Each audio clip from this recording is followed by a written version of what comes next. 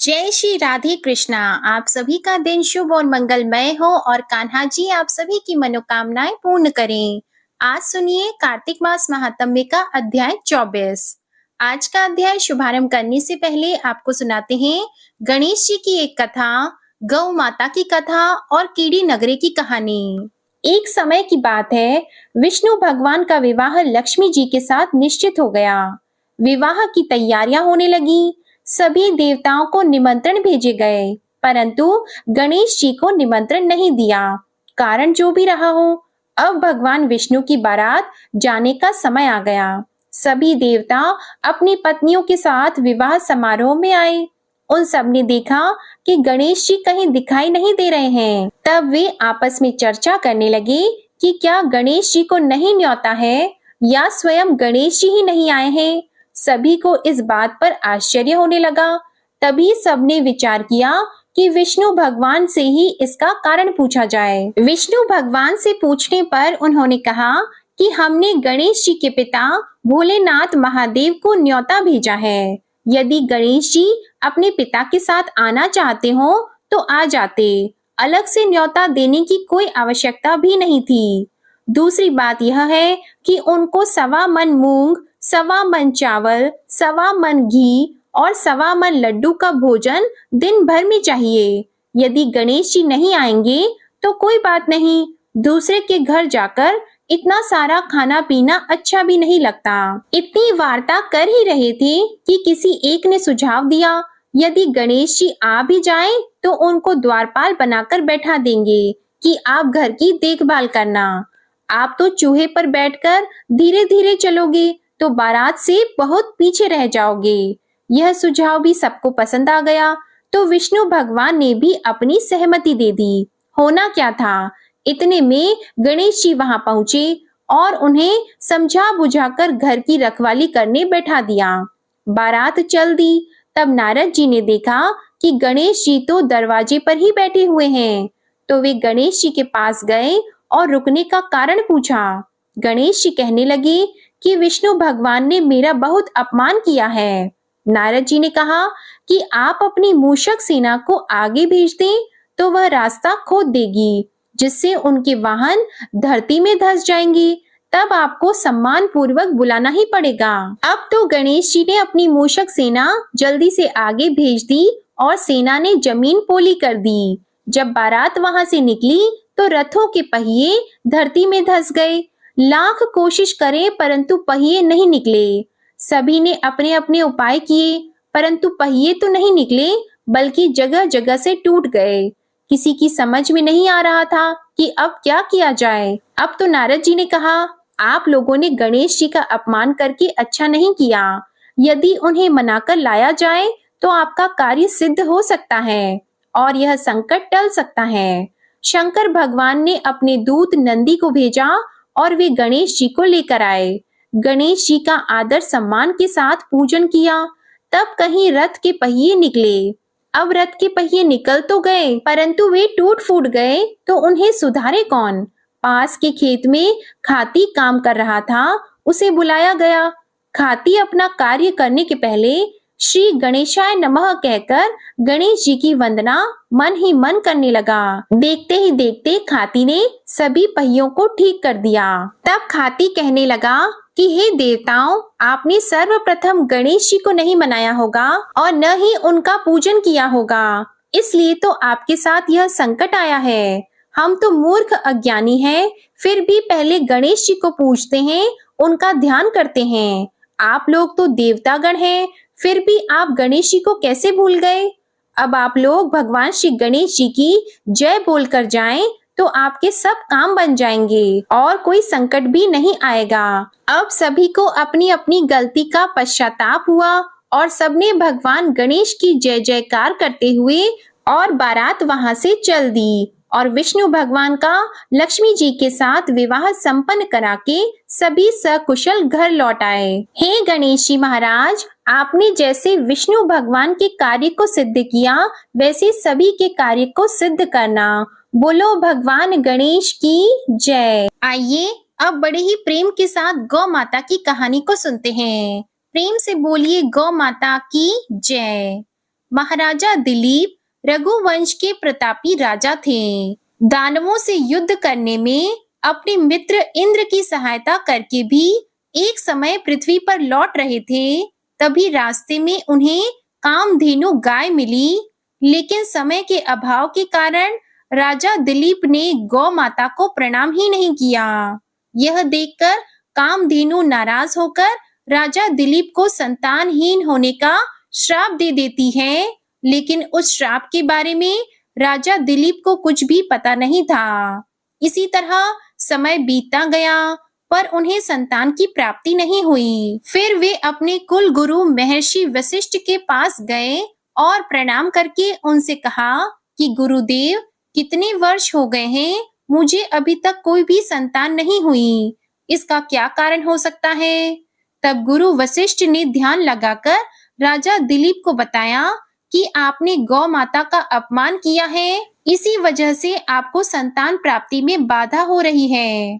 तब राजा दिलीप ने कहा कि ऐसा तो कभी नहीं हो सकता, मैं गाय का अपमान कभी नहीं कर सकता। तो गुरु वशिष्ठ ने बताया कि एक बार आपने कामधेनु गाय को सामने देखकर भी उन्हें प्रणाम नहीं किया था, जिससे वह नाराज हो गई और उन्हीं ने आपको संतानहीन होने का श्राप दिया है। यह सुनते ही राजा दिलीप को याद आ गया कि वह एक बार काम में व्यस्त थे और काम की अधिकता के कारण कामधेनु गाय को देखकर भी उन्होंने अनदेखा कर दिया था।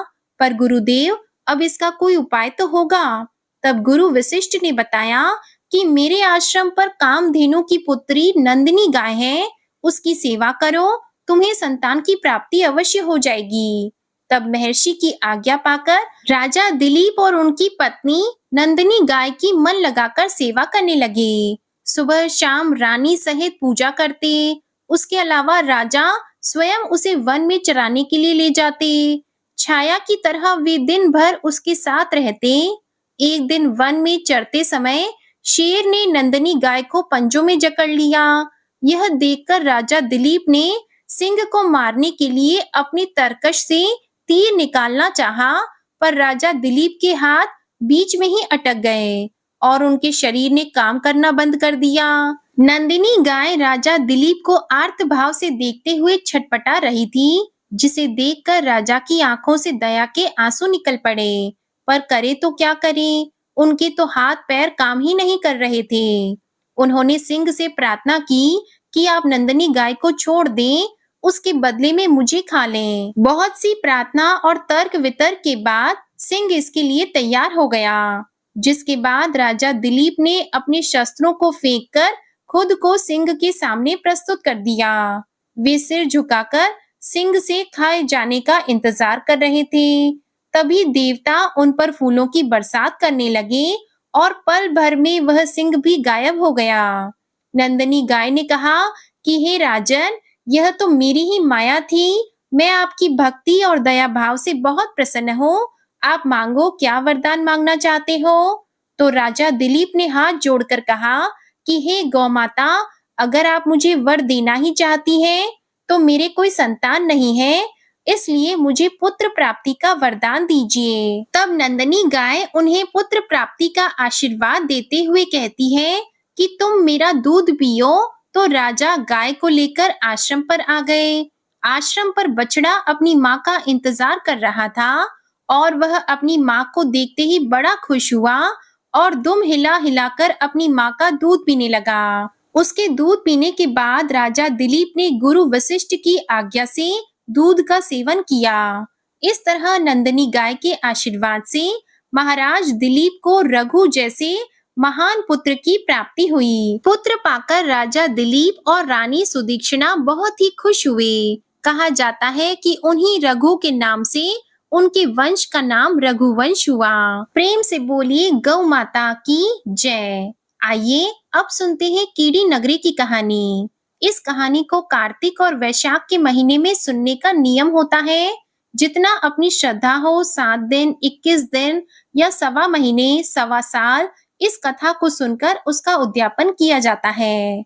ऐसा करने से भगवान श्री हरि विष्णु और माता लक्ष्मी जी का आशीर्वाद प्राप्त होता है। घर में धन धान्य की कमी नहीं होती और घर में सुख समृद्धि का वास हो जाता है। एक समय की बात है, एक गांव में एक बूढ़ी माई रहती थी। उसके दो बेटे और दो बहुएं थी।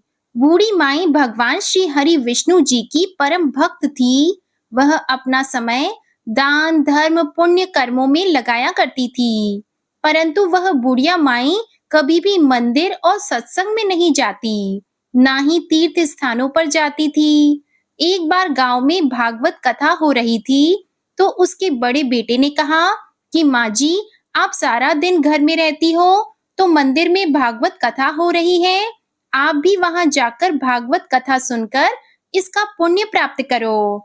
तब बूढ़ी माई ने अपने बेटे का मन रखने के लिए कहा कि बेटा, आज मैं जरूर जाऊंगी, परंतु वह नहीं गई। शाम को बेटे ने पूछा, तो वह बोली कि बेटा, आज तो समय नहीं था, कल जाऊंगी। ऐसा करते करते 6 दिन निकल गए। 7वें दिन उसके बेटे ने कहा कि माँ, आज कथा का अंतिम दिन है, आज तो कथा सुनने चली जाना।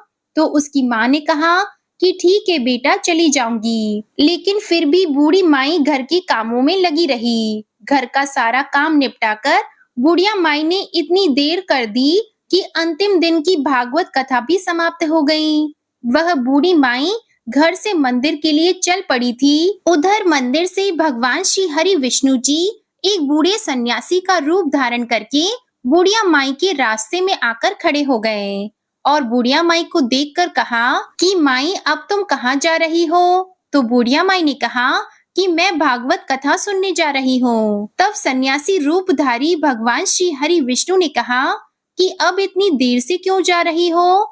वहां तो अब कथा समाप्त हो गई है, अब तुम वहां जाकर क्या करोगी? तब बुढ़िया माई ने कहा कि अब जब घर से निकली हो तो मंदिर तो जाकर ही आऊंगी, वरना शाम को अपने बेटे को क्या जवाब दूंगी। तब विष्णु भगवान ने कहा कि वहां पर कथा तो समाप्त हो गई है और सारे भक्त जन भी अपने घर को चले गए हैं, तुम वहां जाकर क्या करोगी? और अब मंदिर भी बंद हो गया है। बुढ़िया माई ने कहा कि कुछ नहीं, तो वहां से एक ईंट उठाकर लाऊंगी, सोच लूंगी कि यही विष्णु जी का आशीर्वाद है। अब सन्यासी रूपधारी भगवान श्री हरि विष्णु जी बोले कि तुम वहां से मिट्टी की ईंट लाओगी और उसके बदले में अगर मैं तुम्हें एक सोने की ईंट दे दूं। तो बुढ़िया माई ने कहा कि ठीक है, तुम सोने की ईंट दे दोगे तो मैं मंदिर जाकर क्या करूंगी। उसने भगवान से सोने की ईंट ली और अपने घर की तरफ वापस चल पड़ी। अब घर के बाहर खड़ी होकर बुढ़िया माई विचार करने लगी कि अगर मैं इस ईंट को अपने घर लेकर जाऊंगी तो बेटे बहू झगड़ा करेंगे, अब मुझे इसका क्या करना चाहिए।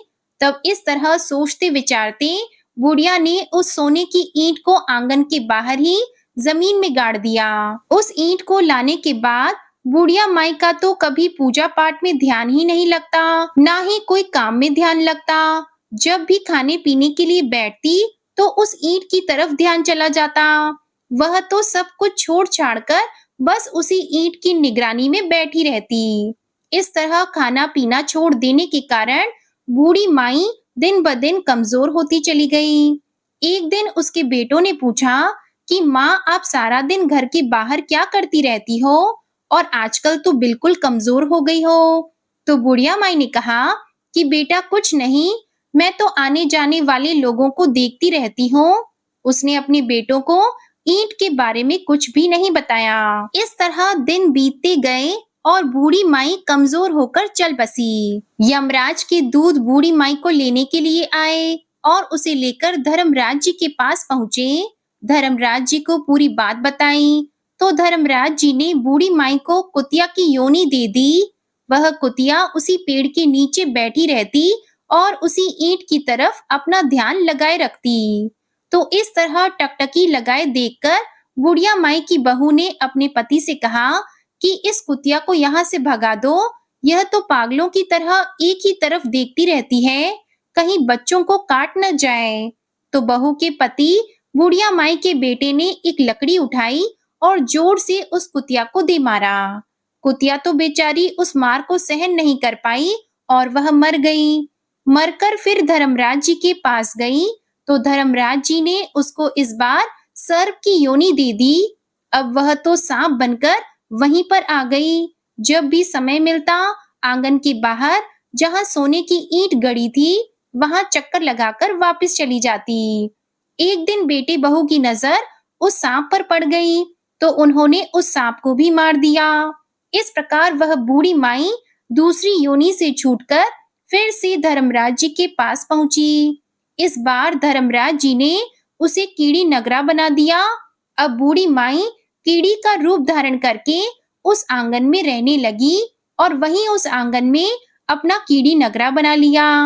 आंगन में कीड़ी नगरा हो गया तो घर वाले बहुत परेशान हुए, यहाँ तक कि वे भोजन भी नहीं बना पा रहे थे। चलने में समस्या होती, जगह जगह सारे घर में कीड़े ही कीड़े नजर आते। इससे सारे घर वाले परेशान थे और मन ही मन स्मरण करने लगे, क्या करें और क्या न करें। पता नहीं यह कैसी मुसीबत आ गई है और इससे पीछा छुड़ाने का कोई उपाय भी नजर नहीं आता। तब भगवान श्री हरि विष्णु सन्यासी का रूप धारण करके वहां आए और बोले कि बेटा, हमें कुछ खाने को दे दो। तब घर वालों ने कहा कि महाराज, आज हमने खाने के लिए कुछ नहीं बनाया है, क्योंकि हमारे घर में कीड़ी नगरा हो गया है और हर जगह कीड़ियां घूम रही हैं। आपके पास अगर कोई उपाय हो तो बताइए। तब महाराज ने उनकी बात सुनकर कुछ देर तक ध्यान लगाया और फिर कहा कि आंगन के बाहर यह जगह है, इसे खोदो। तो भगवान श्री हरि विष्णु जी ने उनके दोनों बेटों से उस जगह को खुदवाया। वहां सोने की ईंट निकली, तो ब्राह्मण ने उस ईंट को निकालकर उसके बेटों को दे दी और कहा कि तुम्हारी माँ के नाम से दान पुण्य करना, धर्मशाला बनवाना, स्कूल बनवाना, प्याऊ लगवाना, गौशाला में जाकर गाय के चारे का प्रबंध करना। तो दोनों ने उस बूढ़े ब्राह्मण के सामने तो हाँ कर दी, लेकिन जैसे ही वह गया तो पीछे से दोनों भाई लड़ाई करने लगे। एक ने कहा कि दान तू कर और दूसरा कहता कि दान तू कर, मैं नहीं करूंगा। इस तरह दोनों बेटों ने अपनी माँ के नाम से कोई भी दान पुण्य नहीं किया। तब कीड़ी नगरा वहां से कहीं नहीं गया, उसी रूप में वहीं पर स्थापित रहा। कुछ दिन बाद में वही सन्यासी फिर आया और कहा कि बेटा, मेरे भोजन की व्यवस्था करो। तो बुढ़िया माई के बेटों ने भगवान स्वरूप सन्यासी महाराज से कहा कि महाराज, हमारे घर की हालत तो वैसी की वैसी ही है, कीड़ी नगरा तो वैसा ही है, आपने तो कहा था कि चला जाएगा। तब भगवान कहने लगे कि मैंने तुम्हें दान पुण्य करने के लिए बोला था, क्या तुमने किया? सन्यासी की बात सुनकर दोनों भाई बड़े ही शर्मिंदा हुए और सर झुकाकर खड़े हो गए। सन्यासी ने उनसे कहा कि लाओ, वो ईंट के टुकड़े लेकर आओ, उन्हें बेचकर जो भी धन मिले उस धन से तुम्हारी माँ के नाम से दान पुण्य करो। इस कीड़ी नगरे पर शक्कर, घी और आटा डालो। अगर तुम ऐसा करोगे तो तुम्हारी माँ को मोक्ष प्राप्त हो जाएगा। तुम्हारी माँ को अभी तक मोक्ष नहीं मिला है और वही कीड़ी नगरी के रूप में आपके घर में रह रही है। ऐसा कहकर सन्यासी वहां से चले गए। फिर उन दोनों भाइयों ने उस सोने की ईंट को बेचकर उससे जो भी धन मिला उसे माँ के नाम से दान पुण्य किया, मंदिर और धर्मशालाएं बनवाई, गरीब और कुंवारी कन्याओं का विवाह करवाया, कुएं, बावड़ी, तालाब आदि बनवाए और रोजाना नियम से कीड़ी नगरे पर आटे, घी और शक्कर मिलाकर उस पर डाला करते थे। 21 दिन तक ऐसा किया तो उनके घर से कीड़ी नगरा चला गया और उनके घर में भगवान श्री हरि विष्णु जी की कृपा से अन्न धन के भंडार भर गए। तभी से माना जाता है कि जो भी व्यक्ति रोजाना सुबह सवेरे कीड़ी नगरे पर जो भी व्यक्ति आटे में शक्कर और घी मिलाकर डालता है, उनके घर में कभी भी अन्न धन की कमी नहीं आती। वे हमेशा अपना जीवन सुख और शांति से व्यतीत करते हैं और उनके वंश की भी वृद्धि होती है। उनके घर में कभी कोई कष्ट नहीं आता। उनका जीवन सदा सर्वदा आनंद से बीतता है। उसके परिवारजन उससे अत्यधिक प्रेम करते हैं। इसलिए हर मनुष्य को चाहिए कि वे अपने जीवन काल में एक बार कीड़ी नगरा सींचने का नियम जरूर लें। जब भी कीड़ी नगरा सींचे तो कीड़ी नगरे की कथा को बड़े ही श्रद्धा भाव से सुने। बोलिए विष्णु भगवान की जय। अब सुनिए आज का कार्तिक मास महात्म्य। इससे पहले के अध्याय में आपने जाना था कि किस प्रकार से चातुर्मास का उद्यापन करना चाहिए और चातुर्मास के दौरान जिन जिन लोगों ने अपनी किसी प्रिय वस्तु का त्याग किया हो उसका प्रारंभ किस दिन से करना चाहिए। आज के अध्याय में आप जानेंगे कि मंदिर में और खासकर कार्तिक शुक्ल द्वादशी को ध्वजा फहराने से किस फल की प्राप्ति होती है। तो नैमिषारण्य क्षेत्र में स्थित 88,000 ऋषि मुनियों से श्री सूत जी ने आगे कहा, हे ऋषियों, कार्तिक शुक्ल द्वादशी को ध्वजारोपण करने से सभी पाप नष्ट हो जाते हैं। चारों वर्ण अर्थात ब्राह्मण, क्षत्रिय, वैश्य और शूद्र, इनमें से जो कोई भी भगवान के मंदिर में ध्वजा लगाता है वह ब्रह्मा जी और अन्य देवताओं द्वारा सम्मानित होकर श्री विष्णु लोक को प्राप्त हो जाता है। इस बारे में जो कुछ भी नारद जी ने राजा पृथु से कहा वह कथा अब मैं तुम्हें सुनाता हूँ। ध्यान पूर्वक आप सभी सुनिए। देवर्षि नारद जी ने कहा था, हे राजन, इस संबंध में एक अत्यंत प्राचीन इतिहास सुनो। बहुत पहले सत्य युग में सुमति नाम का एक चंद्रवंशी राजा था जो भगवान का परम भक्त था। सप्त द्वीपों में उसका शासन हुआ करता था। उसकी रानी सत्यवती भी ईश्वर भक्त और अत्यंत पतिव्रता थी। वह भगवान के सामने नृत्य करती। कार्तिक शुक्ल द्वादशी को भगवान के मंदिर में ध्वजारोपण किया करती और एक दिन विभांडक ऋषि वहां पधारे। राजा रानी ने उनका खूब आदर सत्कार किया। उन्हें ध्वजारोपण करते हुए देखकर ऋषि ने उनसे कहा, हे राजन, भगवान को प्रसन्न करने के तो और भी अनेकों साधन हैं। तब आपकी इस ध्वजारोपण में इतनी श्रद्धा क्यों है? यह सुनकर राजा ने कहा, हे मुनि, इसका अत्यंत अद्भुत एक इतिहास है जिसे मैं आपको सुनाता हूँ। तब राजा बताने लगे कि पूर्व जन्म में मेरा नाम मालिनी था। मैं ब्राह्मण होकर भी द्वेषी, कुकर्मी, महापापी और वैश्यागामी था। इन कुकर्मों के कारण ही मेरे बंधु बांधवों ने मुझे घर से निकाल दिया। इसके बाद वन में जाकर मैं एक टूटे फूटे विष्णु मंदिर में रहने लगा। मैं वन में जीव जंतु और हिरणों को मारकर अपना पेट भरा करता था। एक दिन विंध्याचल पर्वत पर रहने वाली कोकिलिनी नाम की एक निषाद कन्या, जिसने अपने ही पति को मार दिया था, भूख से व्याकुल होकर वहां आई और मेरे पास ही रहने लगी। संयोगवश कार्तिक शुक्ल द्वादशी को हमने एक कपड़े को बांधकर झंडी सी बनाई और दोनों मदिरा पीकर झंडी हाथ में लेकर सारी रात भगवान की मूर्ति के सामने नृत्य करते रहे। नृत्य करते रहने के कारण प्रातः काल तक हम दोनों की मृत्यु हो गई। जब हमारी मृत्यु हुई तब यमदूत हमें यम फांस में बांधकर मारते हुए यमराज के पास ले गए। उसी समय भगवान विष्णु के दूत विमान लेकर वहीं आ गए और उन यमदूतों को जो हमें लेकर जा रहे थे धिक्कारते हुए बोले कि तुम सिर्फ पापियों को ही यमपुरी में ले जा सकते हो, धर्मात्माओं को नहीं। इस पर यमदूत भी क्रोधित होकर कहने लगे कि अरे, यह तो दोनों महापापी हैं। इन्होंने तो अपने पूरे जीवन में एक भी पुण्य कार्य नहीं किया है। इसी कारण हम इन्हें यमपुरी ले जा रहे हैं। तब भगवान विष्णु के दूत कहने लगे कि यह अत्यंत खेद की बात है कि तुम्हें धर्म और अधर्म का बिल्कुल भी ज्ञान नहीं है। यह ठीक है कि जीवन भर ये सिर्फ पाप कर्मों में ही लिप्त रहे, परंतु कार्तिक शुक्ल द्वादशी को तो इन्होंने भगवान के मंदिर में ध्वजारोपण और नृत्य गायन किया है। इससे तो इनके सारे पाप जड़ सहित नष्ट हो गए हैं। इसलिए अब ये भगवान विष्णु के लोक को जाने के अधिकारी हैं। भले ही इन्होंने अनजाने में ये सब कार्य किया है। इसके पश्चात विष्णु भगवान के दूत हमें विमान में बिठाकर विष्णु लोक को ले गए। इतनी कथा सुनकर विभांडक ऋषि तप करने वन में चले गए और आज का अध्याय भी समाप्त हुआ। इसके आगे का वृतांत आप अगले अध्याय में सुनिएगा। अब सुनिए श्री तुलसी चालीसा। जय जय तुलसी भगवती सत्यवती सुखदानी, नमो नमो हरि प्रेयसी श्री वृंदा गुण खानी। श्री हरि शीश बिरजनी, देहो अमर वर अम्ब, जनहित है वृंदावनी अब न करहु विलंब। धन्य धन्य श्री तुलसी माता, महिमा अगम सदा श्रुति गाता। हरि के प्राण हो से तुम प्यारी, हरि ही हेतु कीन हो तप भारी। जब प्रसन्न है दर्शन दीन हो, तब कर जोरी विनय उस कीन हो।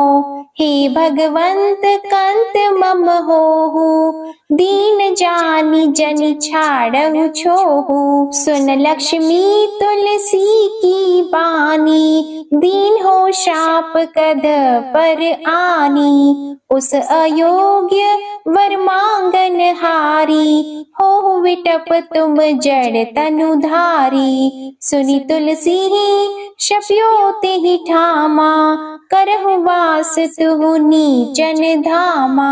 दियो वचन हरि तब तत्काला, सुनहु सुमुखी जनि होहु बिहाला। समय पाई वो द्रौपदी तोरा, पूजी हो आस वचन सत मोरा। तब गोकुल मह गोप सुदामा, तासु भई तुलसी तू बामा। कृष्ण रास लीला की माही, राधे शक्यो प्रेम लखी नाही। दियो शाप तुलसी तत्काला, नर लोकी तुम जन्महु बाला। या गोप वह दानव राजा, शंख चूड़ नामक शेर ताजा।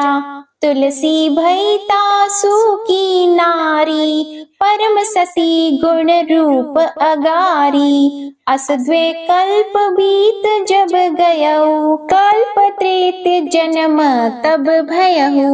वृंदा नाम भयो तुलसी को, असुर जलंधर नाम पति को।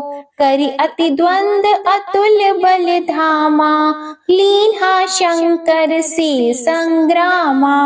अब निज सैन्य सहित शिव हारे, मरहि न तब हर हरि ही पुकारे। पतिव्रता वृंदा थी नारी, को न सके पति ही संहारी। तब जलंधर ही भेष बनाई, वृंदा ठिग हरि पहुँचियो जाई। शिव हित लहि करी कपट प्रसंगा, कियो सतीत्व धर्म तो ही भंगा। भयो जलंधर कर संहारा, सुनी और शोक उपारा। तिहि क्षण दियो कपट हरि तारी, लखी वृंदा दुख गिरा उचारी। जलंधर जस हत्यो अभीता, सोई रावण तस हरि सीता। अस प्रस्तर सम हृदय तुम्हारा, धर्म खंडी मम पति सहारा। यही कारण लही शाप हमारा, होवे तनु पाषाण तुम्हारा। सुनि हरि तुरत ही वचन उचारे, दियो शाप बिना विचारे। लखियो न निज कर तूति पति को, छलन चाहियो जब पार्वती को। जड़मति तू अस हो जड़ रूपा, जगमह तुलसी विटप अनूपा। धग्व रूप हम शालिग्रामा, नदी गंड की बीच ललामा। जो तुलसी दल हम ही चढ़ी है, सब सुख भोगी परम पद पई है। बिनु तुलसी हरि जलत शरीरा, अतिशय उठत शीश उर पीरा। जो तुलसी दल हरि शिर धारत, सो सहस्त्र घट अमृत डारत। तुलसी हरि मन रंजनिहारी, रोग दोष दुख भंजनिहारी। प्रेम सहित हरि भजन निरंतर, तुलसी राधा में नाही अंतर, व्यंजन हो 56 प्रकारा, बिन तुलसी दल न हरि प्यारा, सकल तीर्थ तुलसी तरु छाही, लहत मोक्ति जन संशय नाही, कवि सुंदर एक हरि गुण गावत, तुलसी निकट सहस गुण पावत, बसत निकट दुर्वासा धामा, जो प्रयास ते पूर्व ललामा, पाठ करहि जो नित नर नारी, हो ही सुख भाषहि त्रिपुरारी, तुलसी चालीसा पढ़ी तुलसी तरु ग्रह धारी, दीप दान कर पुत्र फल, पावहि बंध्यहु नारी, सकल दुख दरिद्र हरिहार, हे परम प्रसन्न, आशी धन जन लड़हि ग्रह, बसहि पूर्ण अत्र, लाहि अभिमत फल जगत, मह लाहि पूर्ण सब काम, जे दल अर्पहि तुलसी तहाँ, सहस बसहि हरि राम, तुलसी महिमा नाम लख, तुलसी ही सूत सुख राम, मानस चालीसा रचियो जग, मह तुलसी दास। तुलसी चालीसा समाप्त। प्रेम से बोलिए तुलसी माता की जय। अब आप सुनिए तुलसी माता की आरती। तुलसी महारानी नमो नमो, हरि की पटरानी नमो नमो, तुलसी महारानी नमो नमो, धन तुलसी पूरण तप कीनो, शालिग्राम बनी पटरानी नमो नमो, तुलसी महारानी नमो नमो, हरि की पटरानी नमो नमो, जाकी पत्र मंजरी कोमल, श्रीपति कमल चरण लपटानी नमो नमो, तुलसी महारानी नमो नमो, हरि की पटरानी नमो नमो, कौन से महीने बोई रानी तुलसा, कौन से महीने हुई हरियाली नमो नमो, कौन से महीने हुई तेरी पूजा, कौन से महीने हुई पटरानी नमो नमो, तुलसी महारानी नमो नमो, हरि की पटरानी नमो नमो, आषाढ़ मास में बोई रानी तुलसा, सावन मास में हुई हरियाली नमो नमो, तुलसी महारानी नमो नमो,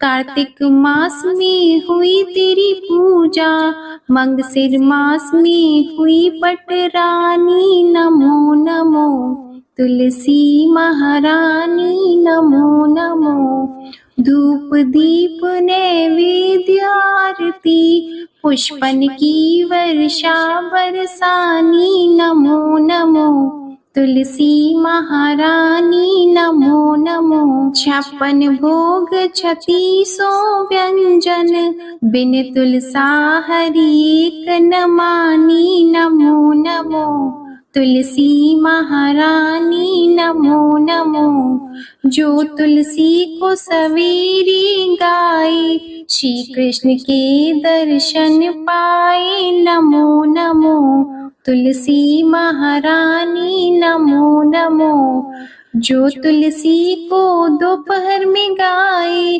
खीर खांड का भोग लगाए नमो नमो, तुलसी महारानी नमो नमो, जो तुलसी को सांझ को गाए, श्री कृष्ण की आरती उतारे नमो नमो, तुलसी महारानी नमो नमो, जो तुलसी को रात को गाए, श्री कृष्ण के चरण दबाए नमो नमो, तुलसी महारानी नमो नमो, सभी सखी मैया तेरो यश गावे, भक्ति दान दीजिए महारानी, नमो नमो तुलसी महारानी, नमो नमो तुलसी महारानी, नमो नमो हरि की पटरानी, नमो नमो। प्रेम से बोलिए श्री तुलसी माता की जय। भगवान श्री विष्णु जी की जय। शालिग्राम भगवान जी की जय। आप सभी को आज की कथा और वीडियो में आनंद आया हो तो वीडियो को लाइक जरूर कीजिएगा। कमेंट में भगवान विष्णु जी, माता तुलसी जी और भगवान शालिग्राम जी की जय जरूर लिखिएगा और चैनल को भी सब्सक्राइब करिएगा। इसी के साथ आज आप हमारे चैनल पर संतोषी माता की व्रत कथा भी जरूर सुनिएगा। प्रेम से बोलिए जय श्री राधे कृष्णा।